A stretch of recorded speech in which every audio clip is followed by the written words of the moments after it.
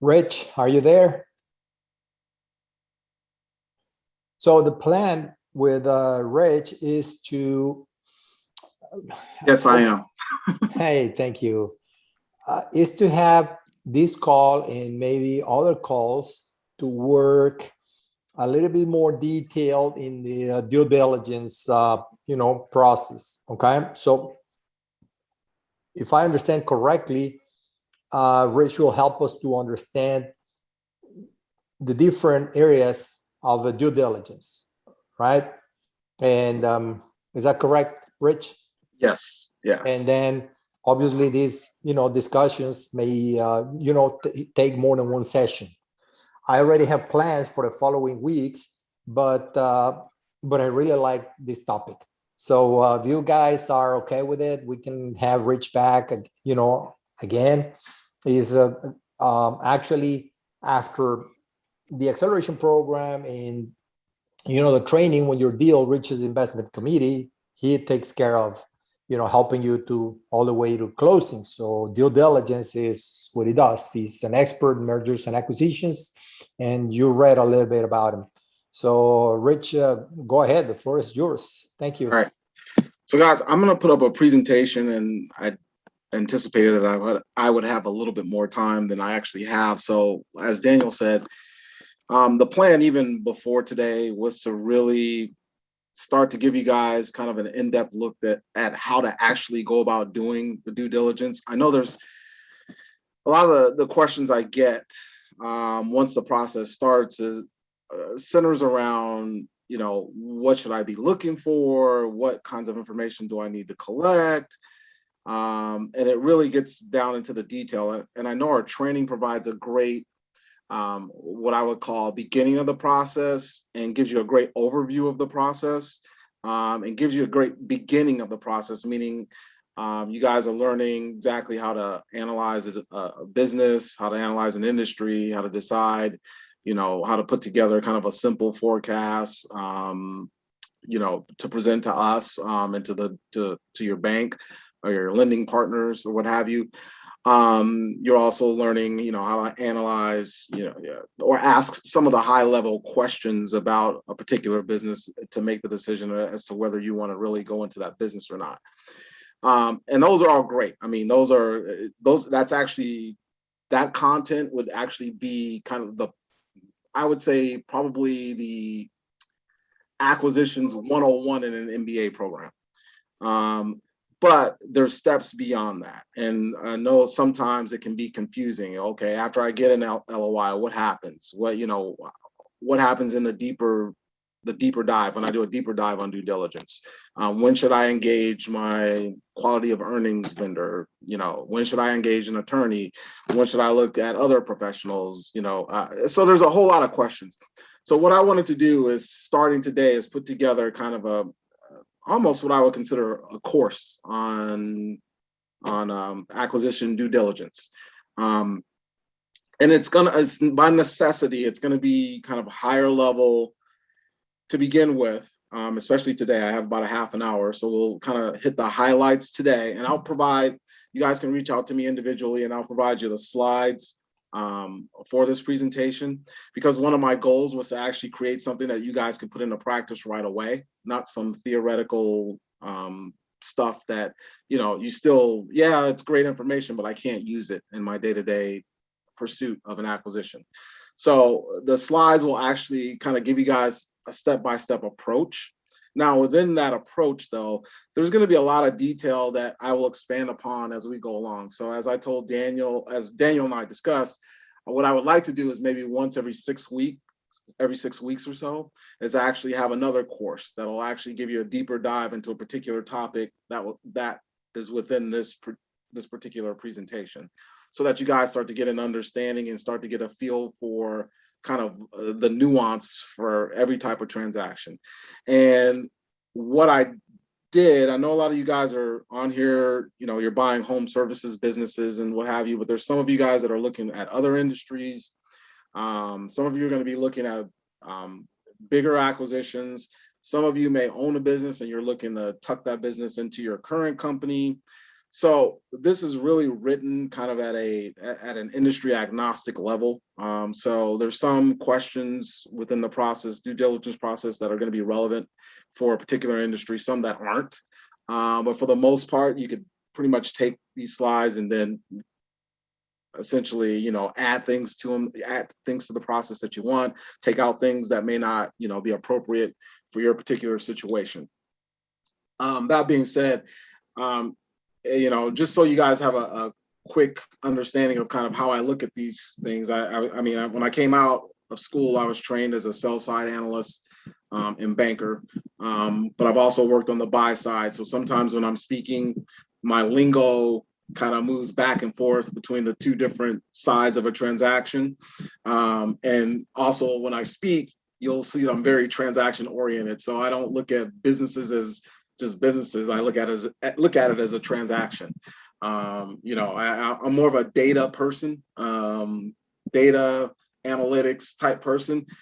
I've had to learn over the years that there's actually people involved in the process. So, there are some nuances for you guys on the acquisition side that obviously, you have to build rapport with, the business seller, that sort of thing.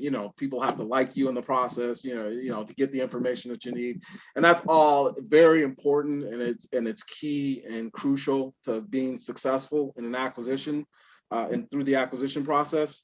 But I'm not going to spend a whole lot of time on the softer skills. I'm going to spend more time on kind of the hard edge information you guys need to gather, kind of how to look at that, and then how to analyze it, put it all together, and kind of the steps in that process as we move along. So let's get started, since I don't have a whole lot of time today, but I'll blow through some of this stuff. But like I said, you guys can reach out to me individually too if you have questions. There were some questions that Daniel wanted me to answer, or that you guys had submitted that Daniel wanted me to answer. One of the questions that we had was, other than real estate, are there any other assets not included typically in an asset purchase agreement, like inventory, work in progress, or receivables? Typically in an asset purchase, if there's an asset purchase agreement in place, that's a negotiated document. So any assets could be included, any assets could be excluded. Obviously, you don't want to be buying a business. A business is a collection of revenue producing assets. So if you're not buying the revenue producing assets, certain ones, then you could have an issue with actually operating the business. So obviously you want to include the most important assets. Real estate may or may not be important in a deal. It can help with financing, but it may not be crucial to the operation of a business unless you're buying a manufacturing business that has to have a place to manufacture products.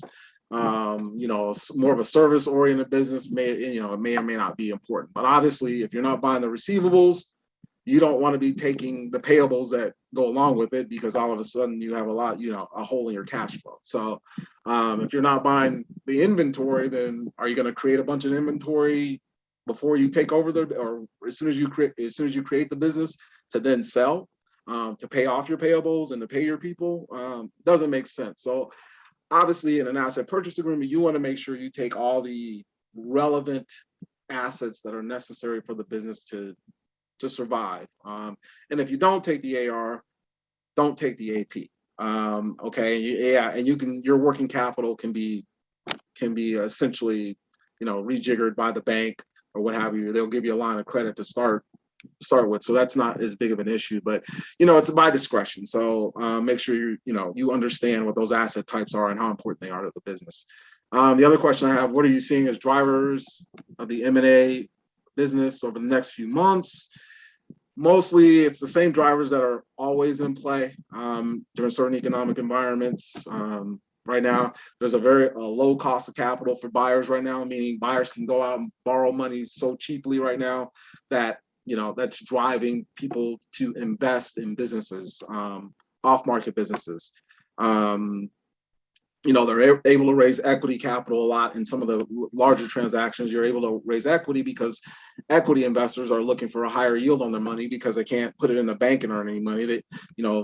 Interest rates in general are low. So, what's the next best thing to do? is to go out and buy a business and try to juice your returns that way, or you buy real estate or what have you. Another reason the current trend in M&A is going to continue to increase is a lot of these businesses are now recovering from the impacts of COVID. So their revenues are starting to rise again, profits are starting to flow again. So that's a good thing. Also, other companies are looking to scale their businesses. So they're buying other companies to reach into new markets, reach new customers, blah, blah, blah, blah, blah. So, that's kind of impacting that trend as well. And then there's, like I said, there's plenty of capital available from private equity firms, private credit firms, these so-called SPACs that are out there that are raising capital. So right now that trend is set to continue to go. And you guys, when you hear me say M&A, it's basically the acronym for acquisitions, but M&A is just inclusive of a company buying another company as opposed to, an entrepreneur just going out and buying a single company. So it's pretty much the same thing. What are criteria to decide on for your strong first deal, or what are some criteria to decide upon to make sure you have a strong first deal? We'll talk about that during this presentation. What are the best ways to deal with business brokers? I personally don't deal with them. And that's just my preference. I prefer to look for off-market opportunities to buy businesses. But when I've had to deal with business brokers, I just assume that they're lying about everything, even though they may not be. I just assume everything they're telling me is a lie, so I verify everything. But as far as working with them, some are great, some are not so great. Flavia, she seems to be great. Daniel's worked with her, and I'm sure he can give you guys more insights on working with brokers. But I've met some really bad ones as well, so I just choose not to go that route. Are businesses on biz, buy, sell, selling at asking? Are they currently selling at those asking prices because they seem to be inflated? That's a hard question to answer. You would actually have to track the businesses that are being sold to see if they're and at what multiple to see if they're actually selling at those asking prices. One thing you could do is just follow the trend in multiples over time. If you see multiples rising, obviously that those businesses are selling at certain multiples. You just don't know if they're selling at that current multiple that's listed at that point in time. It could be a situation where they are overinflated at that point and they sell at less than that multiple, but over time the prices keep rising. So to answer that question, you really would have to find a business on biz, buy, and sell, or a few businesses on biz, buy, sell, and track to see what they actually sold at versus what they were offered at. So that's kind of a harder one to answer. And then the last one was, are there loans similar to the SBA 7A program outside of the United States? I can't answer that question. I'm sure there's some sort of, depending on the country, they might have some sort of loan program that guarantees small business loans. I just don't know those particular programs. I know that there's obviously banks out there that will, within those countries that will finance transactions within those countries. It's hard to find an American bank that's going to finance something in Mexico unless it's a national money center bank and you're, basically, a proven commodity out there, someone that's, already basically a billionaire business owner or a business person. So, the chances of us getting a loan to, what I call an intercompany or intercountry loan, probably slim and none. All right. So now let's jump into our topic. You guys have any other questions? Sorry for speaking so quickly. No, very good, Rich. You addressed them all. All right. Sorry for speaking so quickly, but I wanted to get to this presentation, the most important part here. So let me share my screen here. Make sure. All right. Can you guys see my screen? Yes. Okay.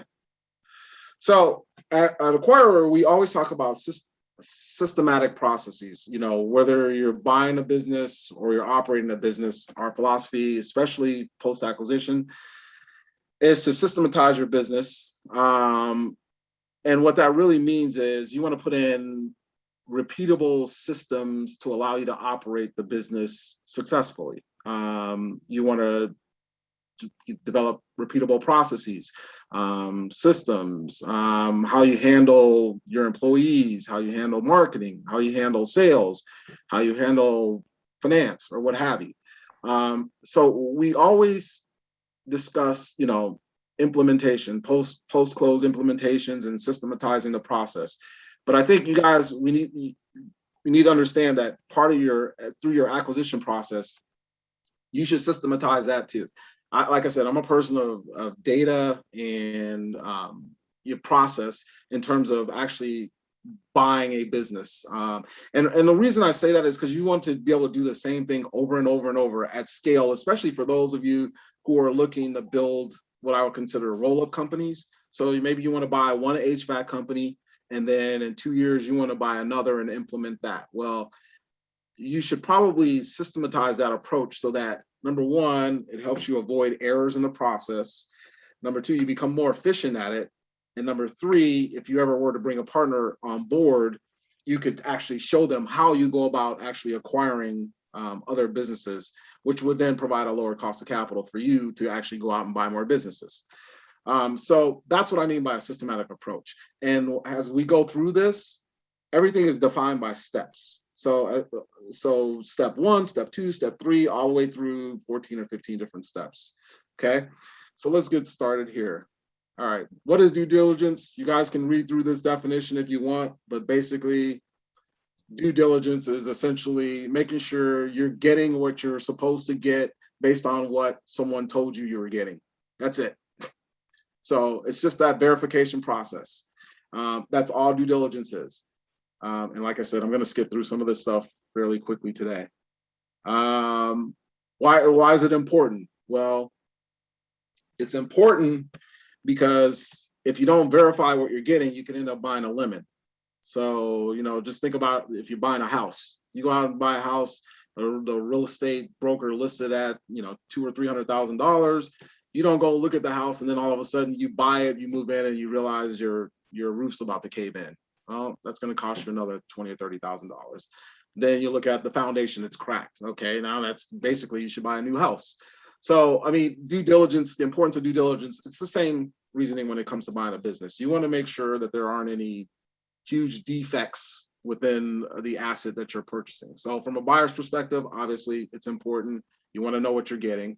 And from a seller's perspective, at some point you guys are going to be sellers. So it's actually beneficial for you to go through a due diligence process before you even sell the business, so that you know whether you're selling at a discount, whether you should be selling at a premium, what issues you should fix before you try to sell the business, or what issues can you negotiate to sell the business at a lower price if you don't want to fix those issues. So it's important from both perspectives, from both the buyer and seller perspective. The reasons you do it, obviously, like I said, to confirm and verify information that was relayed to you by the seller. You want to identify potential defects in the business to avoid a bad situation or a bad transaction. You want to understand the information that you're receiving on through the due diligence process to actually value the business, to value the deal, and we're going to get into that in shortly. And then you want to make sure that the deal meets your investment criteria. You're going to have set criteria that you're going to be looking for to filter through to actually go through these transactions. Okay, and so you have to understand that. At least the preliminary due diligence, you have to understand that to be able to ascertain what information you have on the business. Does it fit the criteria based on your initial criteria that you've developed for any business that you want to invest in? And that's an important point. And I'll talk about that too shortly, as far as criteria development, because as you screen these businesses, you want something to measure them against to decide whether to discard something or not fairly quickly. You don't want to spend a whole lot of time on a deal that makes ultimately no sense for you. Okay. So step one for you guys, choose your industry of interest. For some of you, that's going to be an industry that you've already worked in. For some of you, it's going to be a brand new industry. that maybe it's related to your prior industry, but it's not directly in that same industry. For some of you, there's just going to be opportunistic opportunities to actually participate in an industry or choose an industry that has, maybe pricing is like very low at this point in time, or maybe it's a hot industry or what have you.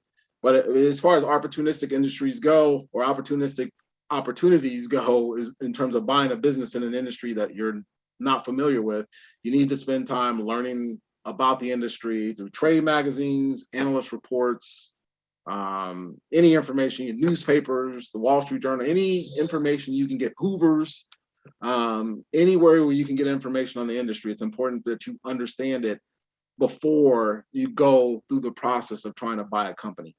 Because from all of that, you're going to still have to develop your investment thesis. Why am I investing in this industry?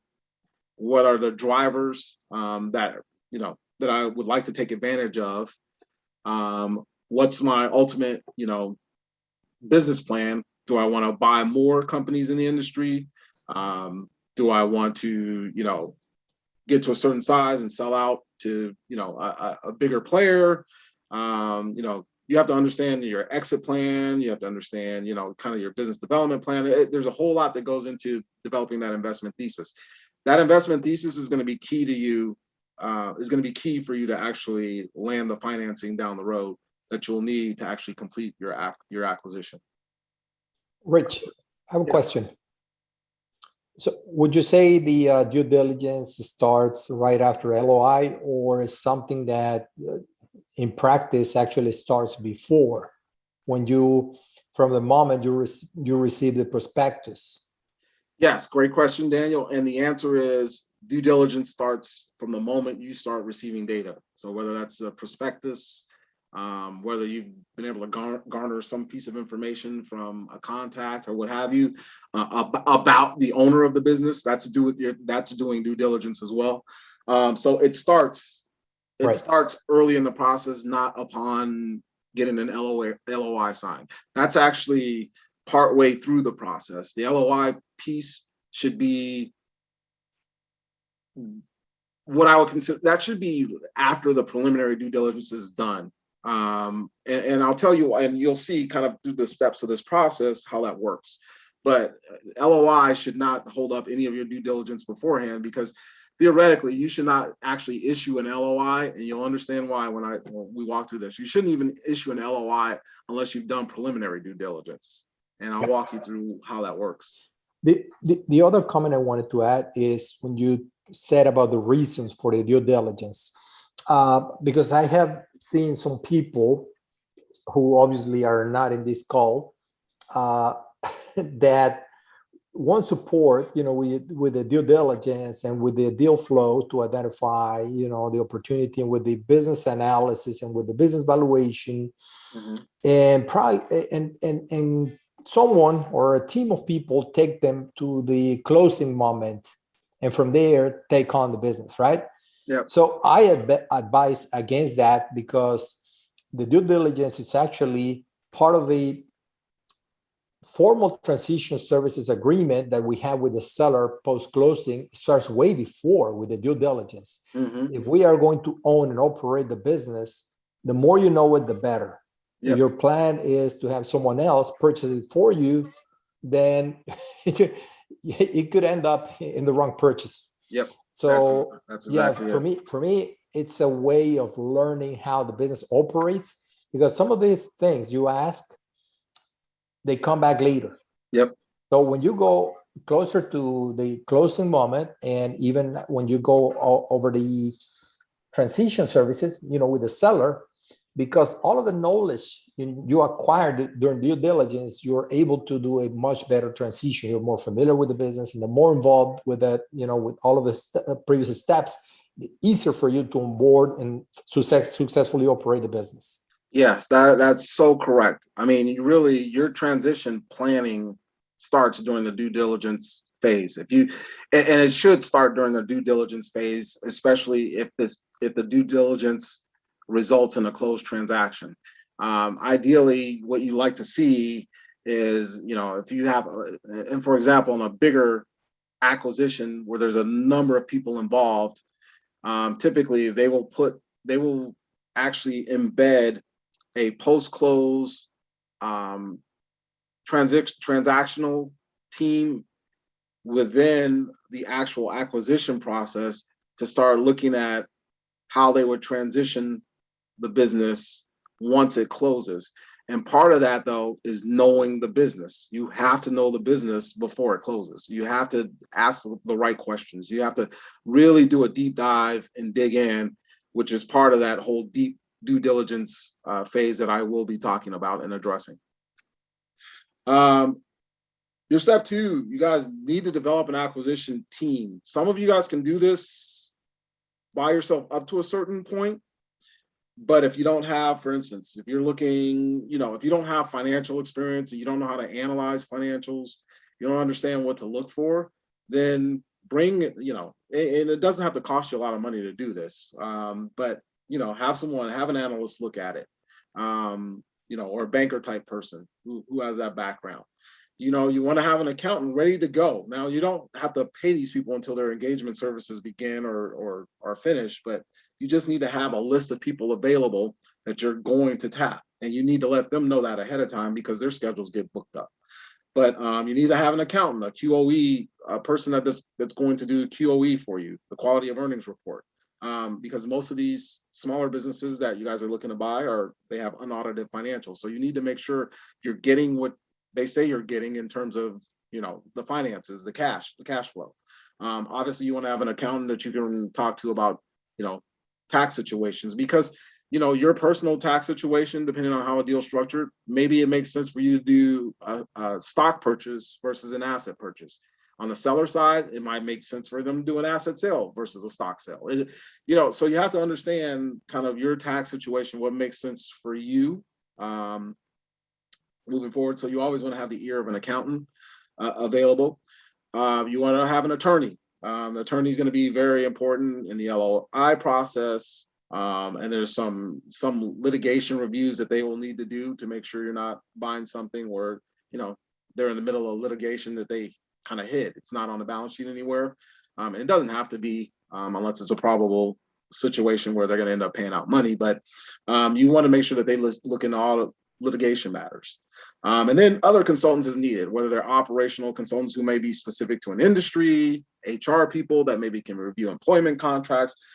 Each transaction is different. So smaller deals may not require that. Some may. It just depends. Each deal is very unique.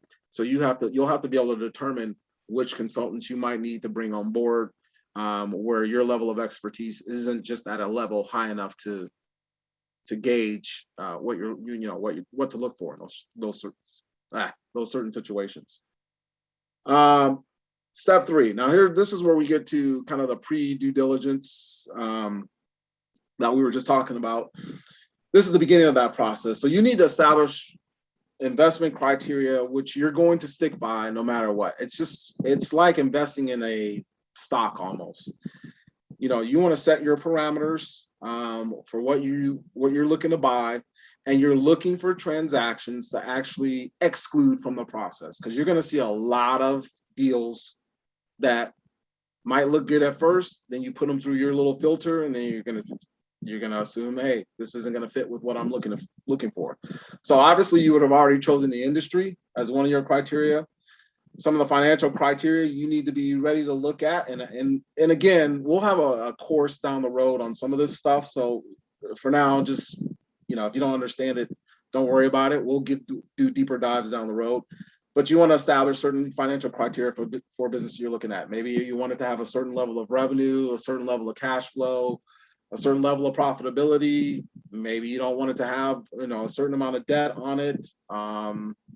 Sometimes businesses, you may want to buy a business that's really liquid in terms of cash flow generation.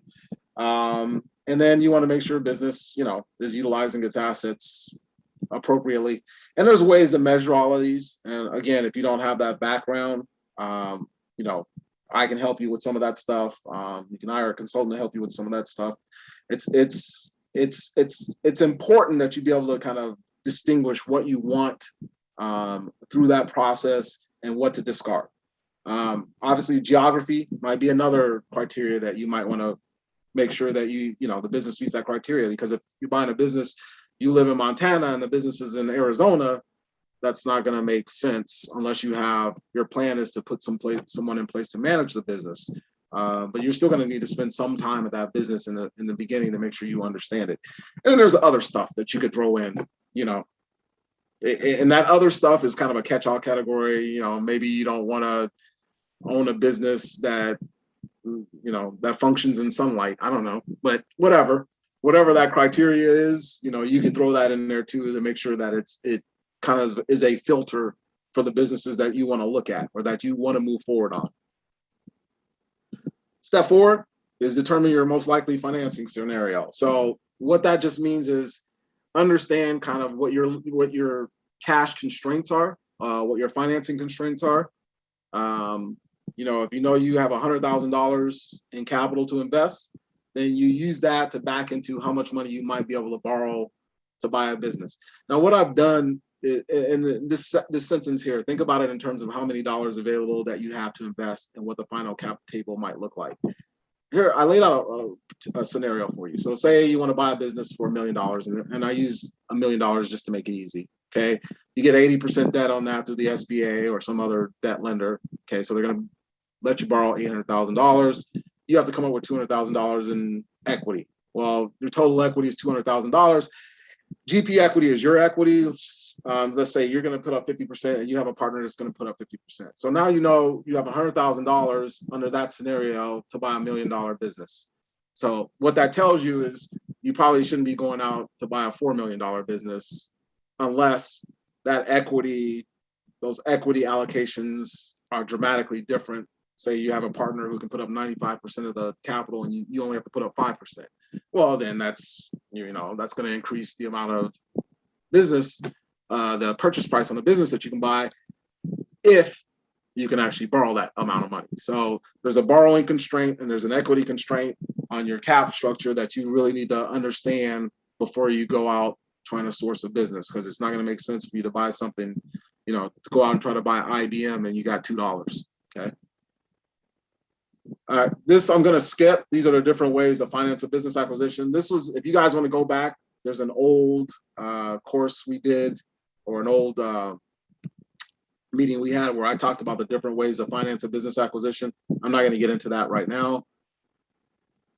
Step 5, and if you guys have time, like 15 or 20 minutes extra to go through this stuff, let me know. If not, we'll end it here shortly and then we'll pick this back up. Rich, I do not, but if the rest of the attendants want to continue, just make sure I made you co-host, click on stop recording so it can be processed at the end. So I'm not going to hang up because I don't want to end the call, but I'm going to connect to another call, okay? Okay. All right, so if you guys want to continue, that's fine. There's a number of other slides here that get a little bit more detailed. If you guys want to stop right now, let me know, and maybe we can pick this up in a couple of weeks. I'm still willing to send you guys the slides if you want them, but just let me know. All right, well, I'll keep going until you guys are all off the line. All right, so step 5 is you want to network with your financing partners. Okay, so this is early in the process. Start looking at or talking to lenders, and if you need, investors. Start early in the process before you get way down the road to go through an acquisition and find out you can't even get financed for it. Okay, that means you want to talk to your banks if you're going to go through a bank. You want to talk to non-bank lenders if you're going to use a non-bank lender, such as a private credit fund or God forbid, a hard money capital to actually acquire the business. If you're looking for equity partners, you want to start talking to, your equity partner, your friends, family, whoever. If you have an equity fund that that you can work with, start talking to those folks early, because you want to discuss your investment thesis. You want to tell them why you're looking to buy and give them that thesis so they understand what they're getting involved with, to make sure that it fits the criteria for their investment dollar. Okay. If you're going to get SBA financing, or if you're going to get bank financing, try to get pre-qualified early in the process so you know how much you can borrow. Okay. it helps in the process. And some brokers are going to ask for that pre-qualification. Okay. And like I said, you want to line up all your financing partners before you start sourcing deals. Okay. Don't do it when you start sourcing deals. Try to line them up before you start. And you can work concurrently, while you're still looking and sourcing deals. You can be speaking with multiple partners as well, reaching out or what have you. But I would advise you guys to just begin that process early. Okay. Step 6, you're going to source acquisition opportunities at this point. Okay. What does that mean? That means find a business to buy. Okay. If you're looking for a larger business, you're going to go to one of the investment banks, whether it's not, and I'm not talking my former employers like Merrill Lynch or Morgan Stanley. They're dealing with, the S&P 500 type companies. I'm talking about the smaller regional investment banks because they have a lot of businesses, mid-sized businesses, small businesses that they're marketing. You're going to go to business brokers. Business brokers are usually doing small businesses. As I said, I don't deal with them that much, but they do have their finger on the pulse of really smaller transactions. Excuse me. Consulting firms. They usually have clients that are looking to sell their businesses. You can reach out to them as well. Warm market connections, obviously through LinkedIn or through any other warm markets that you might have through your professional industries, your email network, what have you. There's ways of actually reaching out to cold market, what I consider the cold market in terms of businesses that you would want to, you might want to purchase or buy or what have you. And there's a couple of different techniques that work. There's a lot that don't work though. A lot of these guys get called all the time about selling their business, and you have to really go at them the right way to actually get them interested.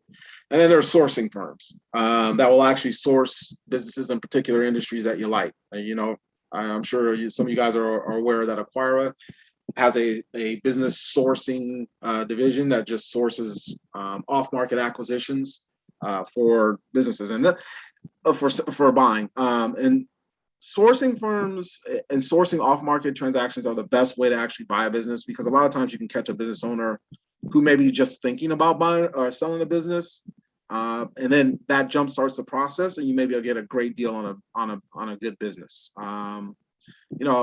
If you're looking at the stuff that brokers are offering all the time, you're looking at deals that have been picked over a few times. There's probably some hairs on them. The broker might be unreasonable. The seller might be unreasonable.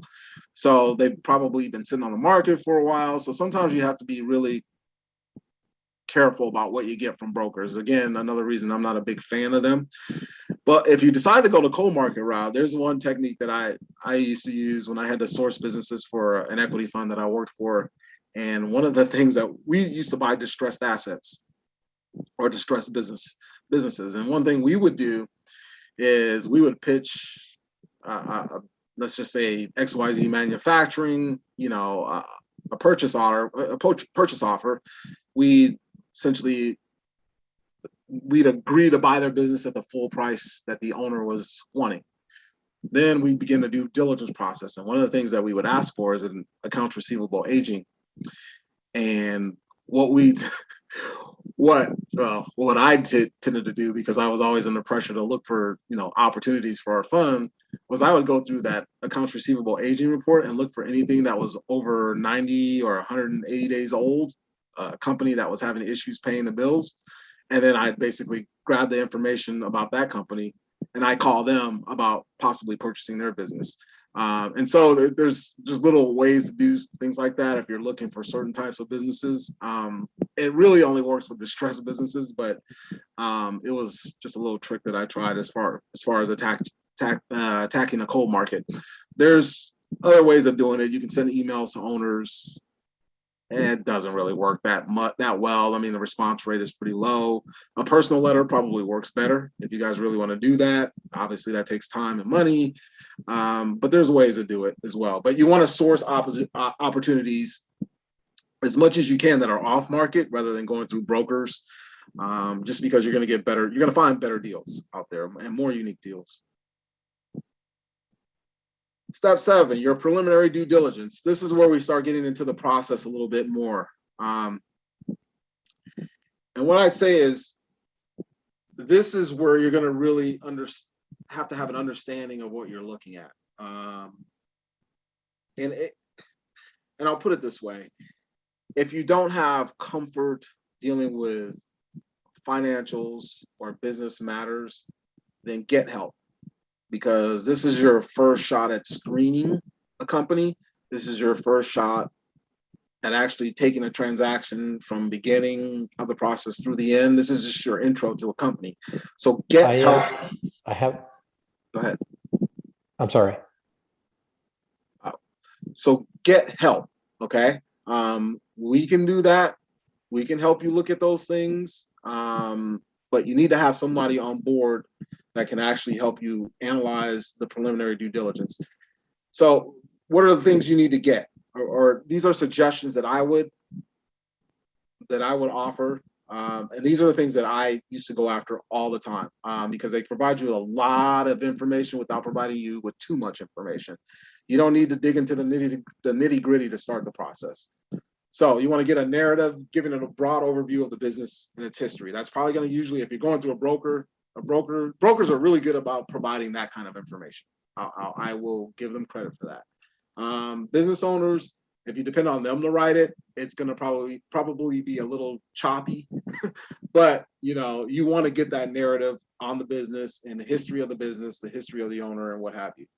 You want to get a listing of the products and services that are for sale. Obviously, you want to know what they're selling, to understand if the business fits within the industry that you want to work within or that you want to own within. You want to get at least, preferably 3 years of annual financial statements and current interim statements. And you want to get that because you want to analyze the most recent history of the business, but that's also going to provide you with the basis for your 5-year forecast. Okay. You want to get, obviously you want to know how many employees they have and where all their locations are, because again, you could have geographic constraints that might make it tough for you to manage a business that's kind of sprawled out.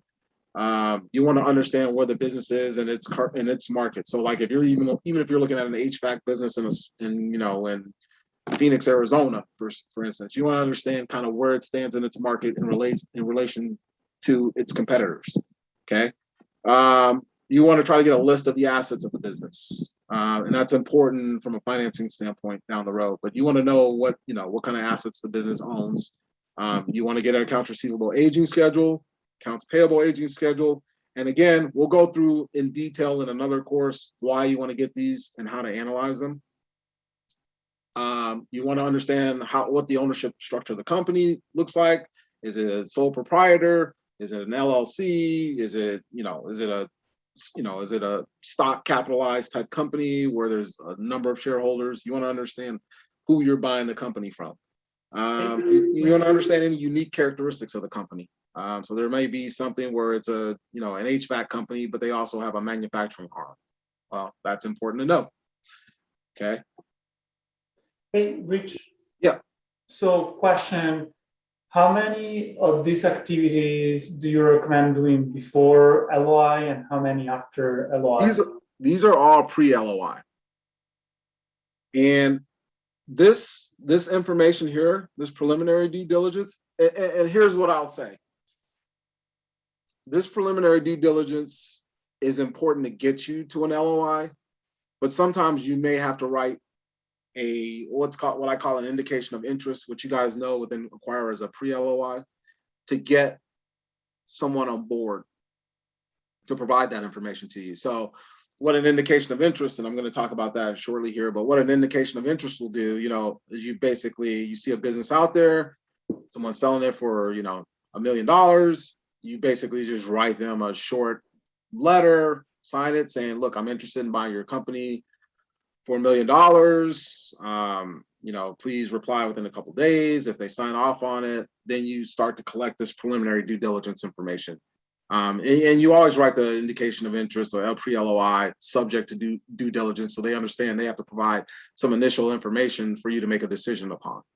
So this could be done sometimes beforehand, but most times it's probably going to be done after you send out that pre-LOI letter. or indication of interest. I would not even, my personal opinion and kind of how I've seen transactions done over my lifetime and that I've been a part of, when I first started working on the private equity side, I tried to issue an LOI one time before I had information, and the partner who was overseeing me literally almost threw me out the door. And the reason why that being was because technically an LOI, if you write an LOI, there's some legalities involved with an LOI that you could be tied to. And why tie yourself down before you have some actual information in which to make a decision as to whether you want to enter an agreement with someone? You understand what I'm saying? Does that make sense? I think it does for me. Yeah. So you go ahead. Yeah, so just from your experience and your opinion, if the broker/seller is resistant on providing some of this information before an LOI is signed, would you see that as a red flag? Personally, I wouldn't pull the trigger on a transaction like that unless it's an LOI that can be written in such a way that it doesn't trap you into timeframes, dollars, and that sort of thing. If it's an LOI that's essentially written like a pre-LOI where there's no obligations to anything, maybe you move forward on that. But if they're trying to obligate you to something, well, okay, we'll provide this information. You've got to put down a $10,000 earnest money deposit. You've got 60 days to do due diligence from this time period.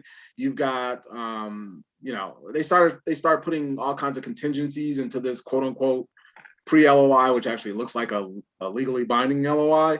Then yeah, I would skip the deal. That's definitely a red flag. Thank you for that. I guess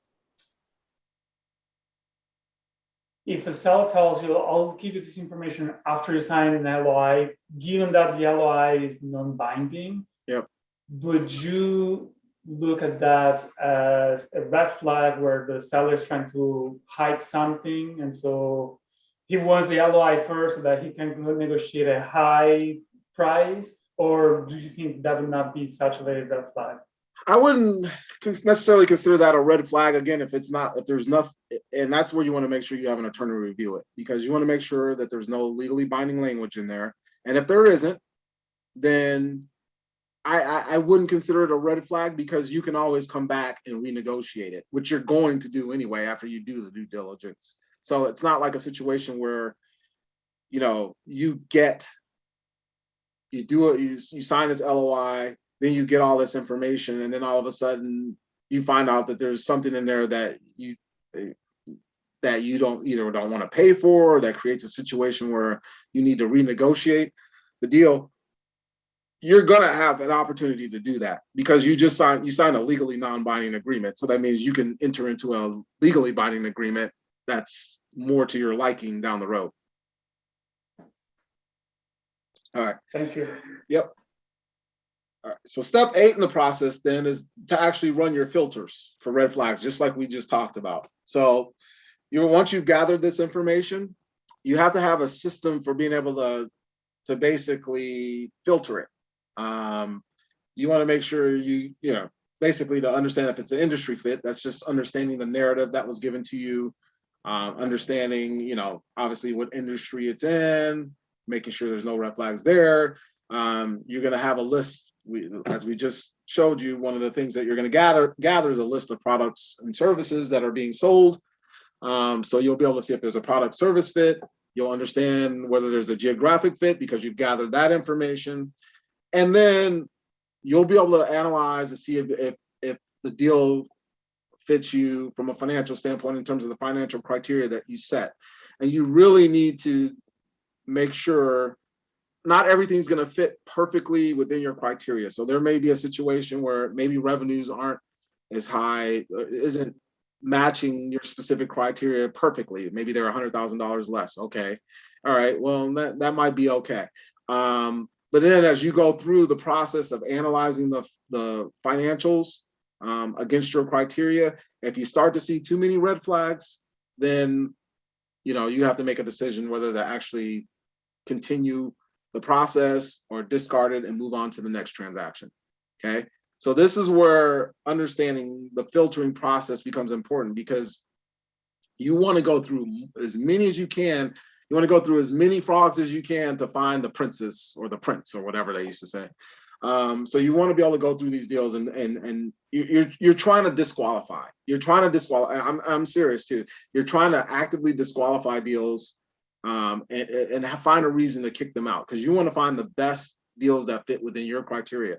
Now, if you're a turnaround strategist and you're looking for a bad business and you find a deal that has a bunch of bad characteristics and it fits your criteria, well, then it fits your criteria and you want to move forward. But if you're looking for a pristine business and there's a whole lot of red flags, you don't want to move forward with that business, right? So you've got to decide which criteria you're willing to bend on, which ones you aren't. But you need to screen, and you need to have your criteria set so that you can quickly go from one business to the next. I had a manager once tell me, never fall in love with a transaction, because a transaction really isn't a business that you own yet. Okay. You can fall in love with your business once you get it, you bring it in-house, you baby it, you're doing what you need to grow it, fall in love with it then. But during the transaction process, never fall in love with it. You have to look at it with like cold eyes. You have to be able to kind of analyze, discard, analyze, discard, analyze. Oh, I found something I like. Let's take it to the next step. You guys got me on that? Step 9. Once you go through your criteria, this is my favorite topic of all, is trying to come up with a value that makes sense for you, which will determine your offer price. Okay. So there's a concept in investment banking and finance or what have you, corporate finance. There's what's called market value and there's what's called investment value. Okay. So when you look on I can never say it right, biz, buy, sell, or whatever it's called, you see all these multiples for prices for businesses or what have you.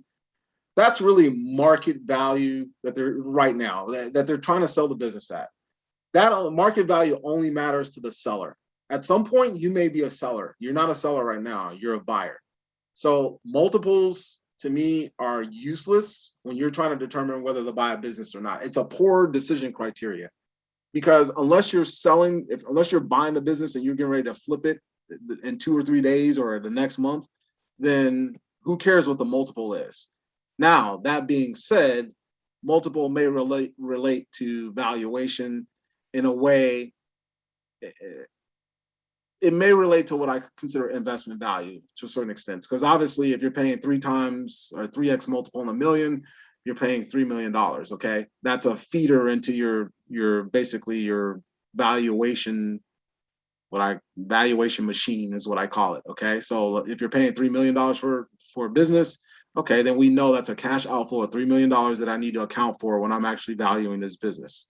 Okay. That's the only thing that multiples are important for. As far as, whether a multiple is high or low, it's irrelevant, because if you look at a collection of businesses and they're selling for a 3 to 4 multiple in a particular industry, is that overvalued or undervalued?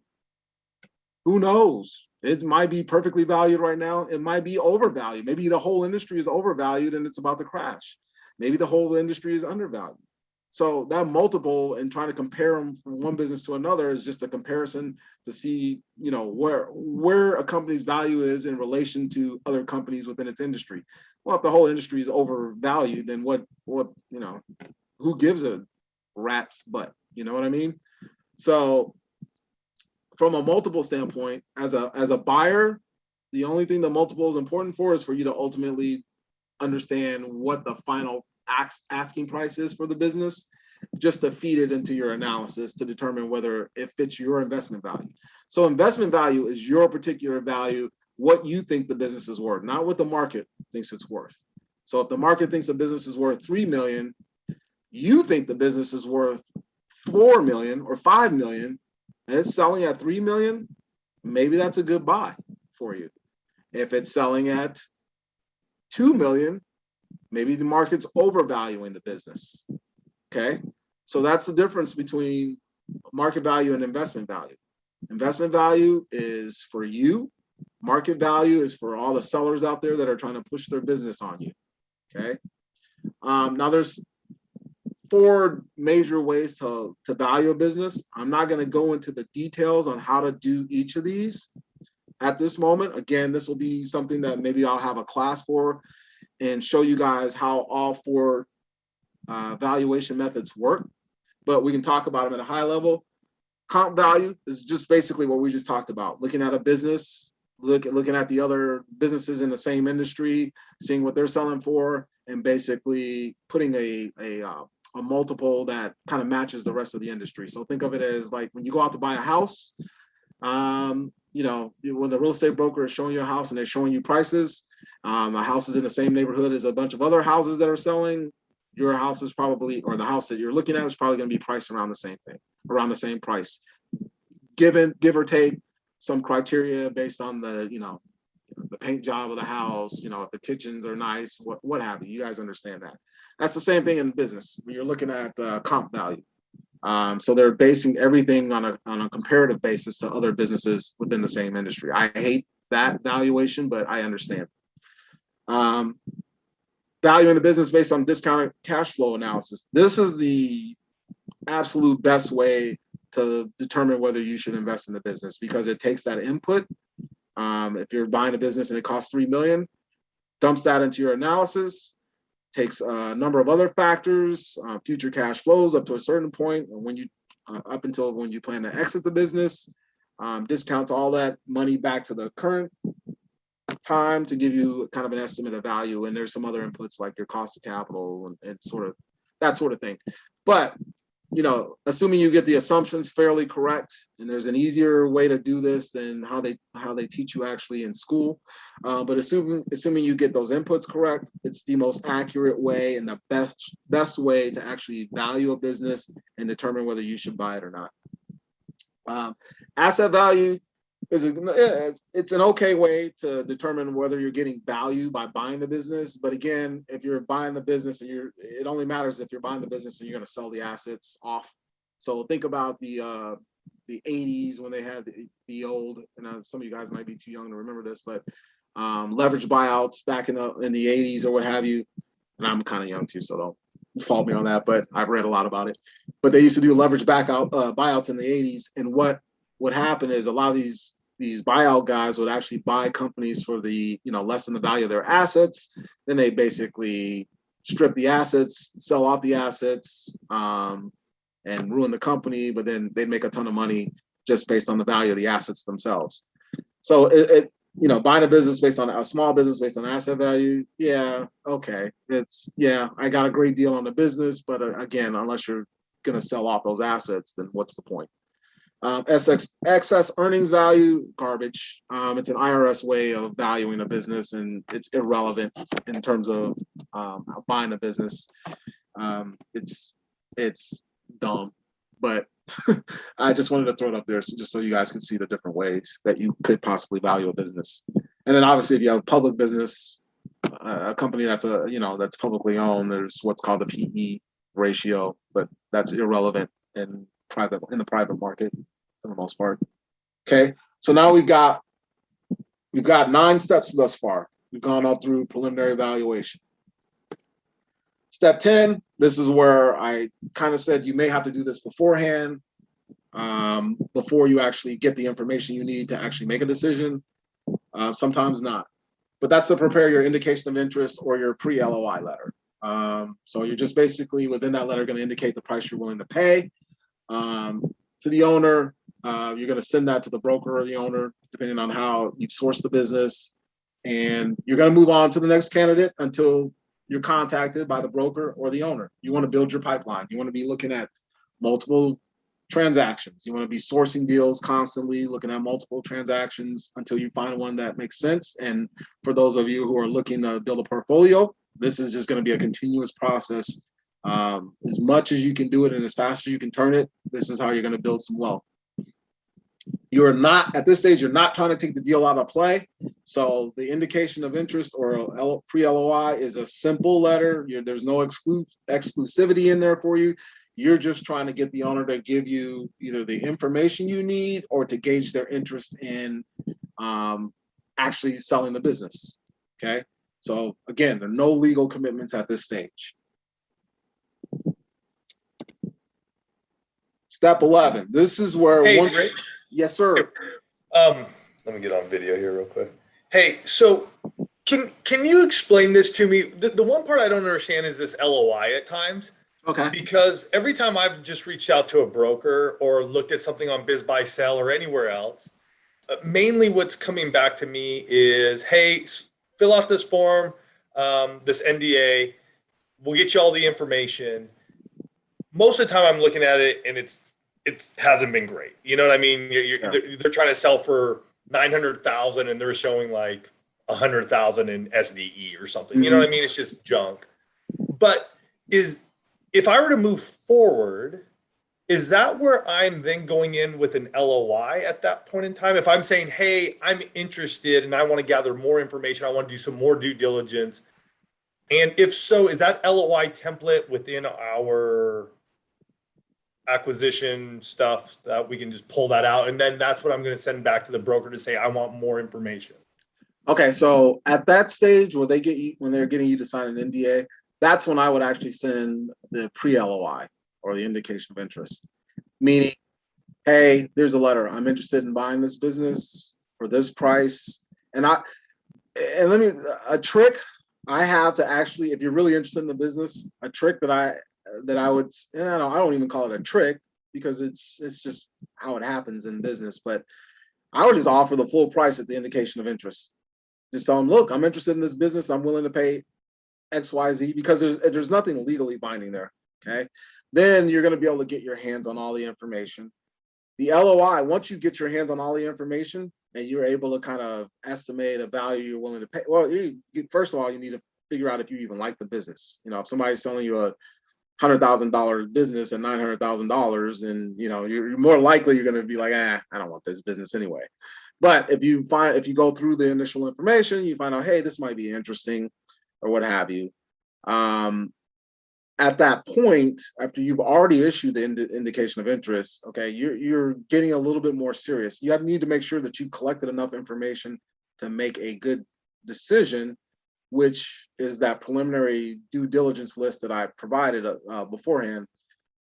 Make sure you collect enough information there to do your analysis. And then if if it comes back and you're a little bit serious about it, I don't want to say a little bit, but if you're serious about it, then at that point, that's when you would issue an LOI.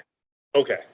Both templates, I'm pretty sure there's a pre-LOI template within your training. If there may not be an LOI template because LOIs tend to be very specific for each transaction, and you really should work with an attorney on that.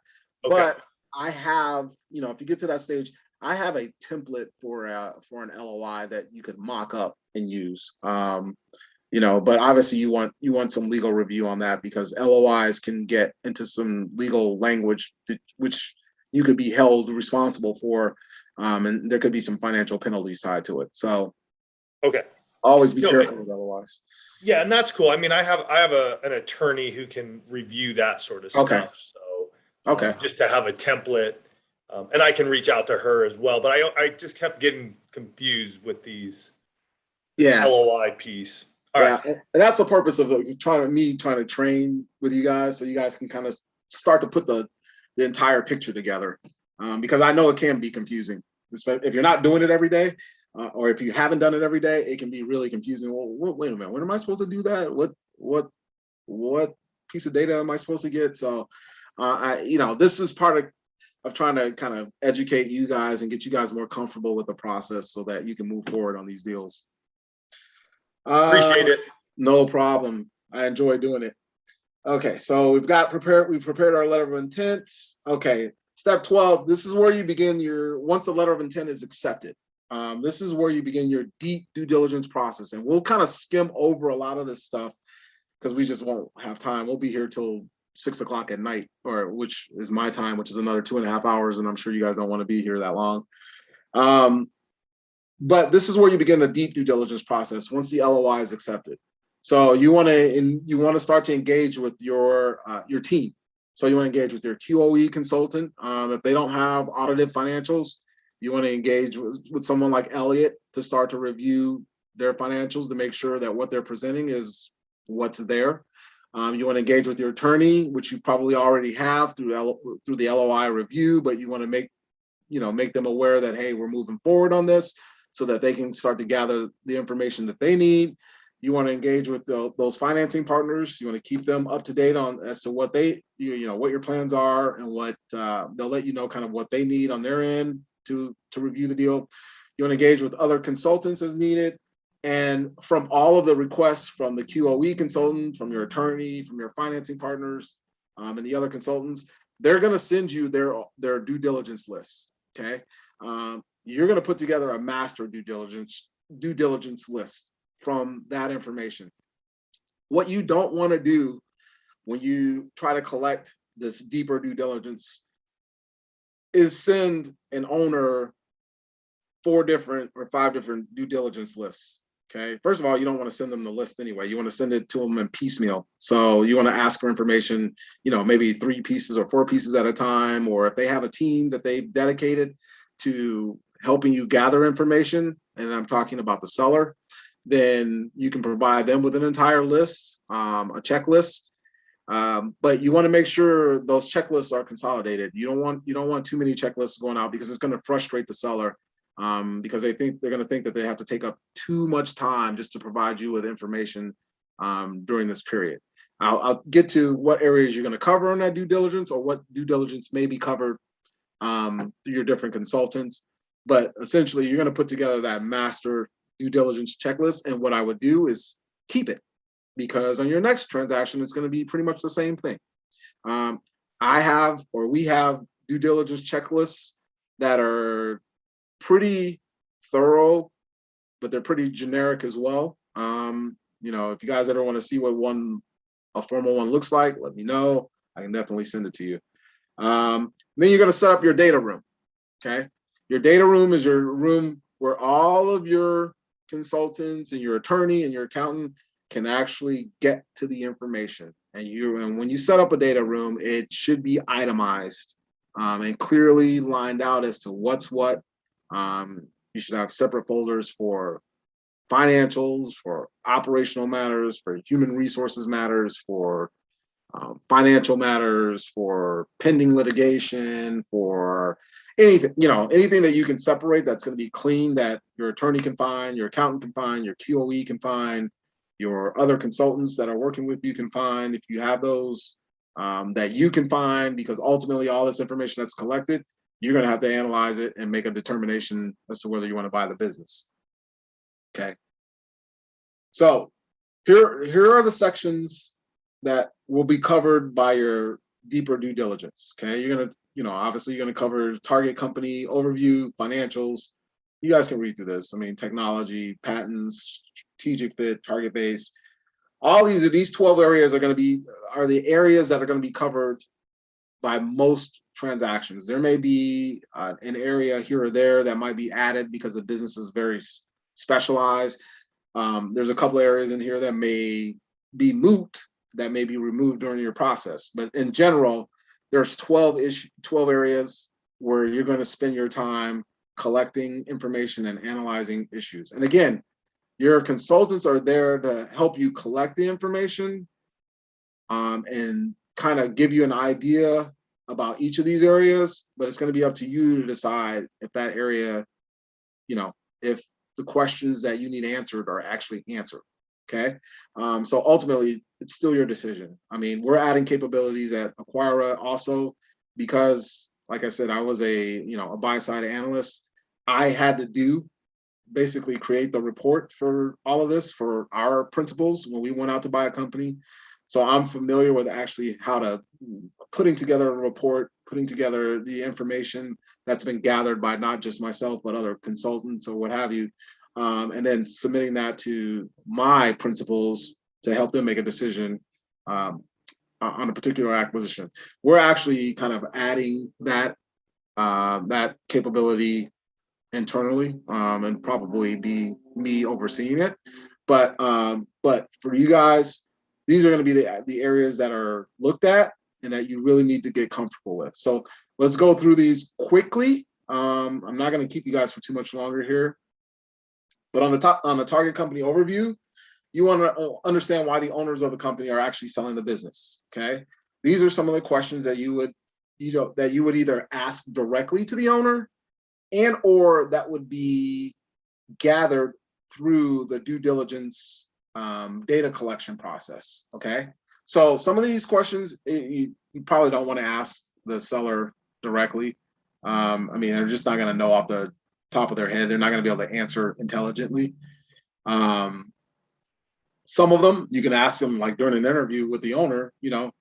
Obviously ask them why are you selling the company? Okay, have there been efforts to sell the company before? How did those go? Why didn't you sell it?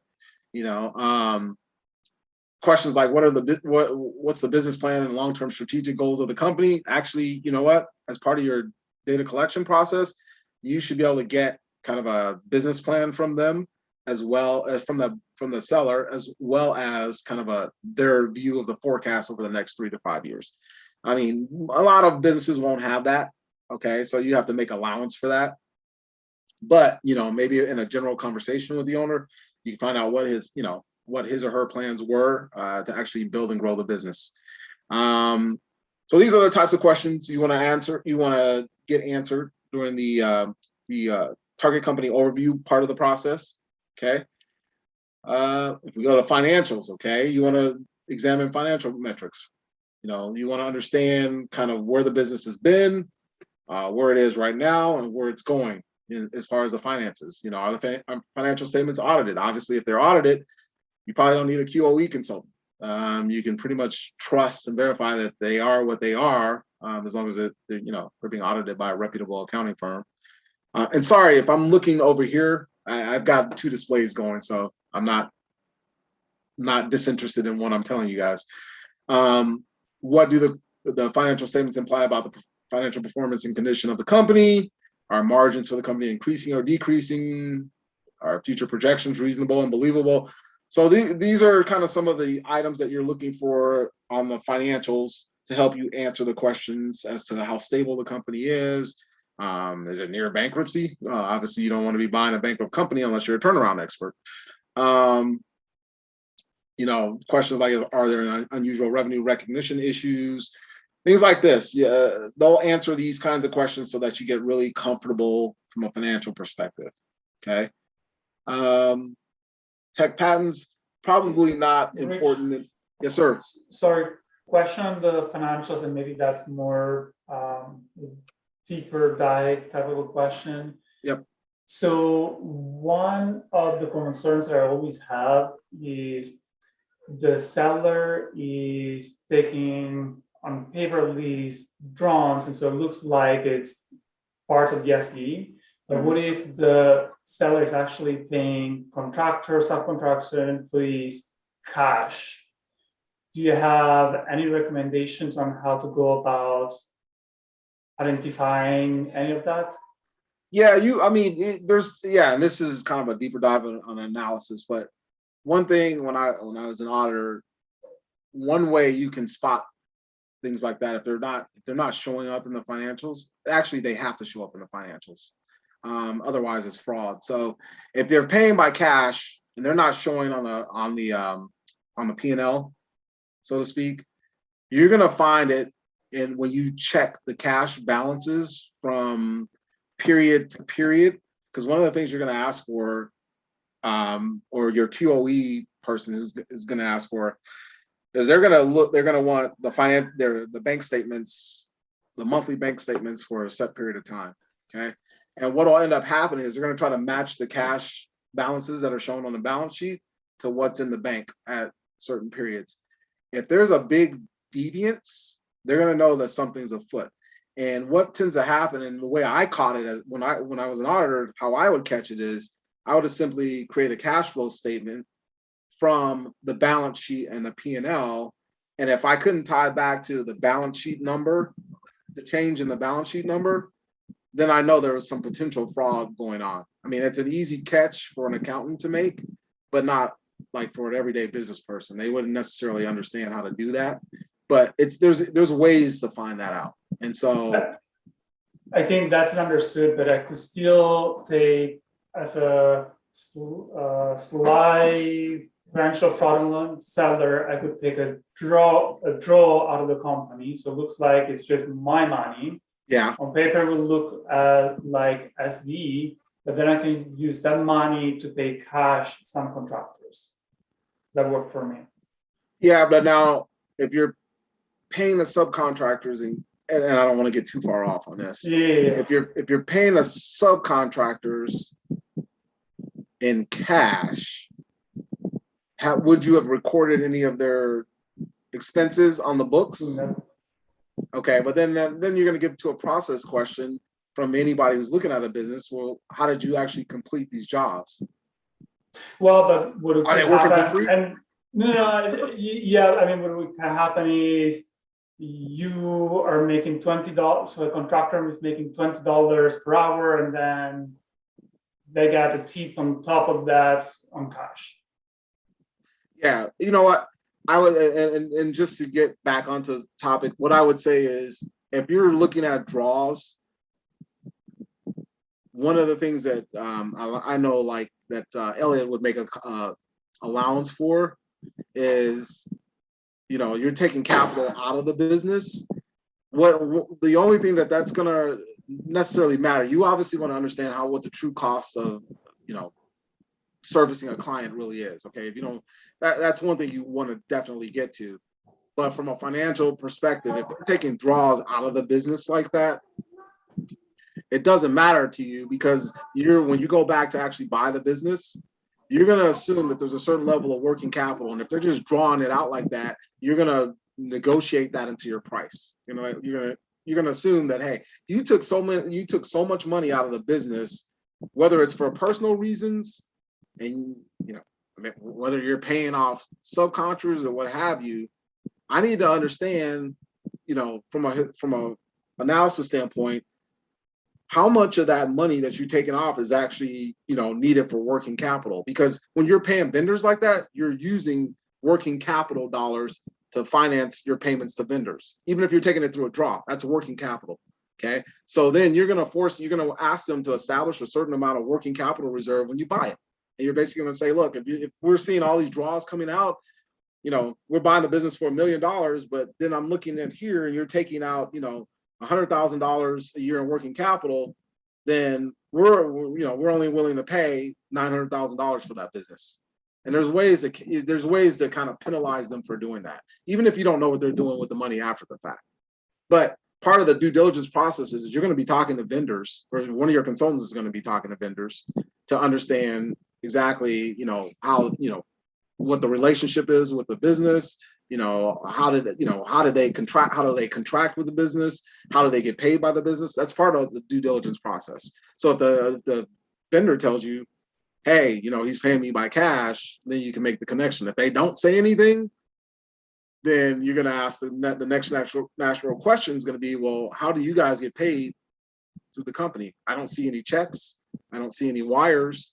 How do you get paid? And then it's going to come up. And then you're going to know that there's something going on there, and you can either rectify that or move on. Makes sense. Thank you. I'm sorry for taking you off topic. Oh, no worries. Okay, the other section we're going to look at text patents. These aren't going to be so much in the home service business, but if you're buying a technology related business, obviously you want to understand the patents that the company has right now, when they expire, trademarks, copyrights. So these are intangible assets, and these drive the value of a lot of these technology businesses. But here, the trick with this is sometimes you won't even find these on the balance sheet. Patents are going to be on the balance sheet, but they could be fully amortized, and they may not be there anymore if they're an old patent. So you have to really kind of understand what's there. And then if they are on the balance sheet, they're probably not on there at the market value of what those patents actually are worth, considering that they could be, you know, driving business value tremendously. So you want to understand that. Strategic fit. This is more geared towards a business buying another business. But if you're an individual, you own a company, you're buying another company, you might want to merge it with that company. You're looking at doing a roll-up where you're going to merge a bunch of the same type of companies together to create one big company. So you want to understand how the company fits into your organization as a whole, like the culture, what kind of costs can be saved by, becoming bigger in terms of your purchasing power. What are the revenue synergies? How much incremental revenue that can you derive from buying this company that's in these markets that we're not in? What additional products or services will be provided. So that's going to be part of kind of your analysis of, whether it's a good strategic fit or not. Target base, understanding your customers. I mean, that's kind of a big deal. And if you don't understand the customers and who they are, then how do you know how much you're going to be able to sell to them in the future? So understanding who your company's top customers are, understanding if there's customer concentration risks, i.e., if you have a few customers that make up the majority of your revenue, like more than, I would say, 15 to 20%, then that could be an issue if one of those customers just walks away, or their contract expires. You can instantly be on the, lose 20% of your business. You don't want that. So you need to understand who your top customers are and what those risks are for those customers. That kind of goes in line with consumer risks that are apparent for the company. And really, more or less, that's more about, what risks are there related to your customers, where there may be, execution risk on your end. Are you fulfilling what they need? Is there a competitor out there that can offer the same type of product or service that you're offering that for a cheaper price? And since there's no relationship built, maybe it's easy for them to move. But understanding all the risks around that area, around those issues. Warranty issues. If you're selling products that have warranties on them, what could be those future potential liabilities and so forth. So there's a few different issues related to your customers that you really want to get ahead of. The management workforce. Okay, you want to understand the company's management, its employee base, and the corporate or business structure. Okay, you want to understand the compensation, like how people get paid within the business. That's really important too from your forecasting standpoint. Okay, you want to understand where those costs are coming from. Most of the costs to run a business, especially a small business, is going to be in its compensation. It's going to be in its wages. So understanding that is really important. Understanding your benefits plan, understanding management incentives. If you're going to keep the same management around, understanding what those incentives are. So that you understand how they might be able to gain the system to get paid more. Okay. Understanding obviously the policies and employee manuals. And this is where, you might want to bring in an HR consultant to kind of review all this information.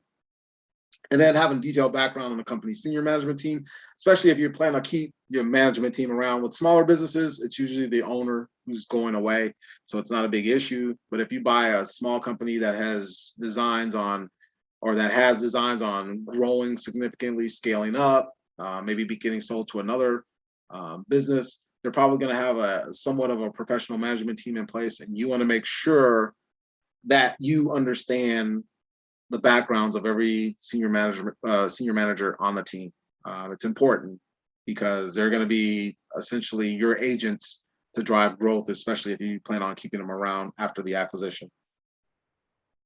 Legal issues, your lawyers will typically look at these issues: pending, threatened, or settled litigation. Obviously tough to buy a business that's under litigation. There may or may not be a amount certain available to know what that final litigation might be. They might be going through trial or what have you. So you always want to have your attorneys review any outstanding legal issues that may be there.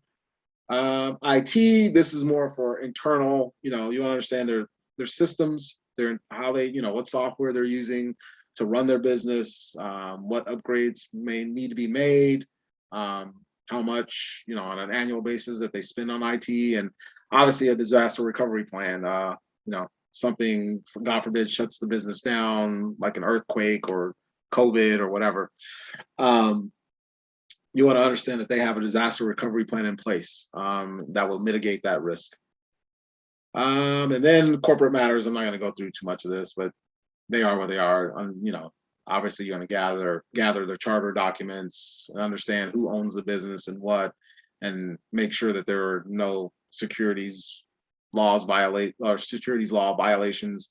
If they have a security structure in place, stock ownership, preferred stock, that sort of thing. Then environmental issues. So some businesses will have these issues that you need to make sure that get checked. Some that you think that don't have these issues should be checked as well. So obviously, if you're buying a gas station, you're going to do kind of a deeper dive on environmental issues rather than if you're buying a spa or something like that. But each situation is different. So you want to make sure that there aren't any environmental issues facing the company, because those can be very costly. And then production capabilities. This relates to more manufacturing companies. Understanding their process, the cost of the inputs, that sort of thing. Then your marketing strategies. Obviously, you want to understand how the business is currently marketing its products and services. So, some of these, part of understanding that is understanding their digital marketing strategy. And I'm sure Vlad could speak to this in more depth than I can. Understanding your sales team, understanding how products are actually distributed, services are distributed. So basically understanding the distribution channel, and whether you have any franchise agreements and things of those sort. And then your step 13 of this process is to review all of that information, or you have an analyst that writes a report up so that you can review all of it and essentially decide whether you want to move forward with the deal. So if there's too many red flags, you probably want to exit the transaction. If there's red flags, but they're negotiable to the point where you can de-risk the transaction and turn those red flags into yellow or green flags, then so be it. Allows you to move forward. Once you've kind of determined one or two of those, whether to move forward or exit, then you're going to update your business forecast and re-examine the valuation of the business, because now you're going to have more information. You'll be able to have a better gauge on what the pricing should be or what you should pay for it. And at that point, you may want to renegotiate the price depending on the difference in what you initially thought versus where you came down after the due diligence has been completed. And then if it's all go, if the seller agrees, hey, yeah, we'll take, instead of 2.5 million, we'll take 2 million, then you can continue with the process thereafter. If not, then you're going to have to decide whether you want to continue with the current pricing. How often does it happen that towards the end of LOI, you renegotiate the deal? Say that again? So how often does it happen that towards the end of the LOI, of the due diligence, the deal changes? You renegotiate the deal structure? It happens actually quite often, especially in kind of the mid-market, large market transaction process, because there's always something that wasn't revealed initially. You don't, during the preliminary evaluation of the deal, and where you come up with that pricing based on the preliminary information, that kind of gives you a good frame to work from and gives you a good idea of what of what the business is about.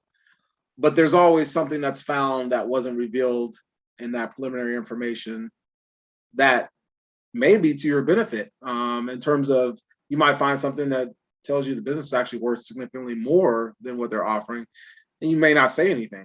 But usually what you'll find is there's something that may have not been reported, or, for God forbid, the accounting department didn't record something, a huge liability that, just got left off the books for some reason. It might require you to revise what that purchase price is, or to put in provisions within the purchase agreement, to actually, whether it's a potential litigation issue or not, that would indemnify you. So there's quite a few changes that are made typically after the full due diligence is done, at least in the mid and large market. In the small market, probably not so much, because the preliminary information you get is usually going to cover most of the information that you're going to get post what I would consider doing a deep due diligence dive anyway, unless, you know, you go there and find out the owner has a bunch of invoices stuffed in his bottom drawer, you know, that didn't get recorded or something like that. But, you know, it's very specific, but I've seen it happen quite a bit. All right, so step 14 after that is to prepare your business plan and your forecast, and you're going to update your forecast basically, because you've probably already done one to get in front of your investors, in front of the bank. Both of them would have required it to begin with.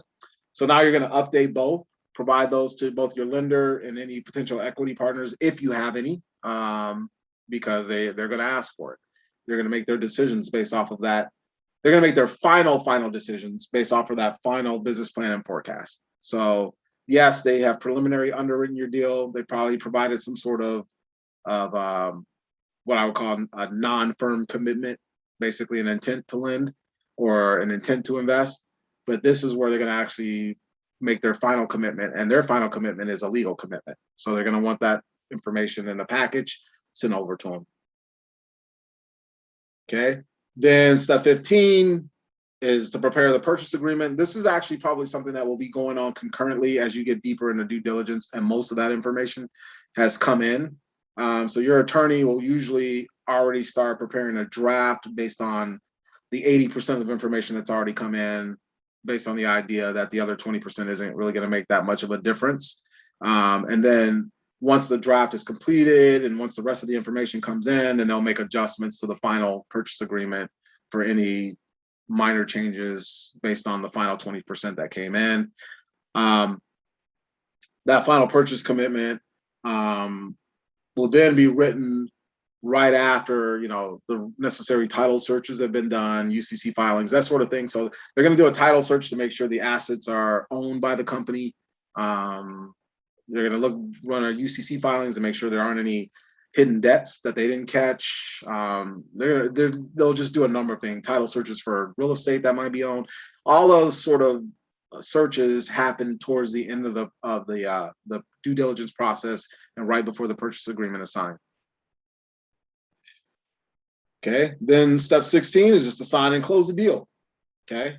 That's it. You're done. Then obviously you want to bring an acquirer in to help you do your post-close implementation of your services. But sign the deal and close, time to celebrate. And that's pretty much the process. It seems like there's a lot to it. It's not really. I'll send you guys these slides, but it's really, 16 steps. Those might be expanded depending on the business. There might be 17, 18, 19, 20. There could be less than 16. There could be 12, 13, 14, or what have you. Each transaction is a little bit different, so just recognize that. But essentially, this is kind of the overview, step-by-step, of how to go about kind of systematizing the process and what you need to do and what you need to collect to begin that process. Obviously, there's a detailed due diligence list that, that would be included as part of that process that we just kind of glossed over and talked about. But that in conjunction with the preliminary data that you collected should give you a lot of information. And then obviously you're going to be interviewing the owners, you're going to be interviewing employees at a certain point. Your advisors are going to advise you on certain matters that we talked about, those 12 areas. And then it's going to be up to you to make the final decision whether to move forward on the deal or not. Obviously, if you've gotten this far on the deal, you're going to, at this point, you've signed and closed it. But at the point of finishing the due diligence, the deep due diligence, if you find something in there that really can't, you can't work it out, you just need to make sure and understand that because you've already signed an LOI, you got to make sure you understand kind of what your financial commitments are within the LOI. If you put in an earnest money deposit, you might forfeit that. Any other fees that you covered during that process obviously are going to be sunk costs. So you need to really be comfortable with that, which is why I say when you work with your LOI or when you do your draft your LOI, make sure, my advice, you can do these things on your own. And I've worked with entrepreneurs who've written their own LOIs and they've later regretted it, but you can do them if you're comfortable with them. But I would always suggest, in the way I've always done my own personal investing and the way I've, the funds I've worked for have done them, and the clients I've worked with, is we always want our attorney to review that LOI, just because of the legal issues that could be involved and the financial penalties that could also be involved. That said, that's it. I don't even know how many of you guys stayed on the line, but whoever managed to stick around, you guys have any questions, let me know. We can answer some questions before I have to get out of here for my kids' soccer. Let's see here. Hey, well, thank you for this, and this was very informative. I remember that earlier you had a slide with like, hey, here are all the things that are going to be in the due diligence process. And Yep. Are you recommending that ultimately our the folder structure of how we track things by deals and share out as people review the different pieces, sort of track those categories? Yeah, I would say those are kind of the categories you should use.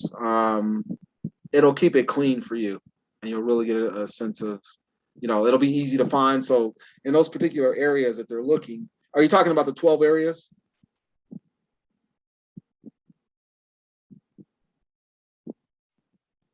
Hello? Coming off mute was hard. Okay. Yes. Okay, so the 12 areas, yeah, I would say, organized by those, kind of arrange your folders by those particular topic areas, and it'll make it easier for you and the rest of your team to actually find that information and to, go back and review. Okay, have these questions actually been answered? And then you'll have all the data in that particular folder. Okay, yeah, we have this information. We kind of understand, this question's been answered. This question's been answered. Oh, this hasn't been answered. Maybe we need to get either another piece of information from the owner, or we can just call them up, or whoever on their team is handling those issues. Perfect. Thank you so much. Yeah, no problem. All right. So any other questions? You guys don't have any? It looks like there's only a couple of us left on here. Oh, your chat. Helpful session. Thanks. This was great, Rich. Really appreciate those. Okay. All right.